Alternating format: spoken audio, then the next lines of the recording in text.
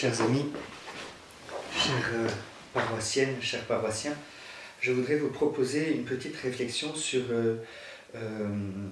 plusieurs petites réflexions, parce qu'il y en aura plusieurs. Nous n'allons pas faire tout ce petit livre en un coup, sur une lettre apostolique du pape Jean-Paul II, Salvifici Doloris, qui a été publiée le 11 février 1984, et c'est le sens chrétien de la souffrance humaine. Donc voilà, je ferai des toutes petites vidéos très courtes pour que nous puissions avancer avec quelques pistes pour réfléchir sur la souffrance humaine et voilà, sur la souffrance que nous avons à vivre chaque jour. Alors, je me suis posé cette question au début en me disant pourquoi le Christ a voulu nous sauver par la souffrance. C'est vrai, je pense que c'est une question que nous pouvons garder en tête, et je voudrais à travers voilà, toutes ces petites réflexions, ces petites vidéos, pouvoir essayer de répondre à cette question. Peut-être que c'est une question que vous vous posez, puis aussi pourquoi la souffrance dans le monde, c'est quand même une question qui revient souvent. Alors dans l'introduction, le pape Jean-Paul II nous dit que nous avons à essayer de pénétrer le sens salvifique de la souffrance, c'est-à-dire que la souffrance nous permet voilà, de sauver.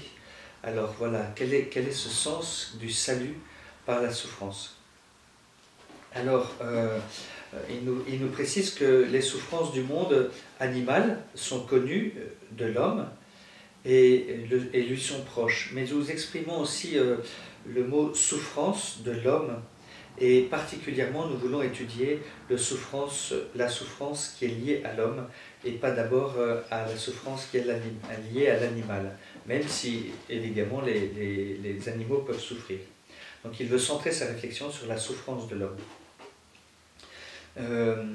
La souffrance semble être, et elle est quasi inséparable de l'existence terrestre de l'homme. Effectivement, nous apercevons que dans toutes nos vies, dans chacune de nos vies, eh bien, il y a la souffrance qui est présente, et du coup, nous avons à vivre cet état de souffrance bien souvent dans notre existence.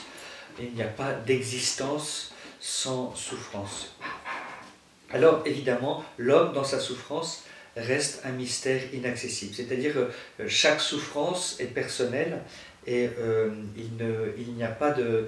on ne peut pas se mettre à la place de quelqu'un qui souffre. Bien sûr, il est difficile de comprendre la souffrance de chacun, et chaque souffrance est unique. Alors bien sûr, nous pouvons écouter les personnes, avoir une attitude de compassion, pouvoir prier pour elles, pouvoir intercéder pour elles auprès du Seigneur, pouvoir aussi les réconforter avec tout ce que nous pouvons mettre en œuvre comme charité fraternelle, mais nous ne pouvons pas nous mettre à la place de la personne qui souffre.